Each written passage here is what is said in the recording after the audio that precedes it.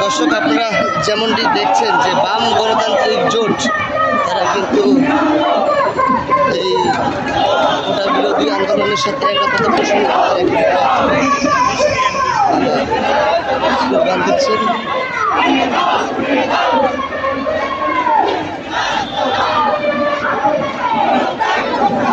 আন্দোলনরত শিক্ষার্থীদের উপর হামলা হত্যা করার জন্য দায়ী পুলিশ এবং ছাত্রলীগ সন্ত্রাসীদের গ্রেপ্তার ও বিচার করো, বন্ধ সকল শিক্ষা প্রতিষ্ঠান খুলে দাও, স্বাধীন কমিশন গঠন করে অংশীজনের মতামত নিয়ে কোটার যৌক্তিক সংস্কার করো। বাম গণতান্ত্রিক জোট তারা কিন্তু চাকরিতে কোটা সংস্কারের ন্যায্য দাবি অবিলম্বে মেনে নাও। বিপ্লবী কমিউনিস্ট লীগ সহ এরকম ছোট ছোট অনেক প্ল্যাকার্ড নিয়ে কিন্তু তারা রাজপথে স্লোগান দিচ্ছে।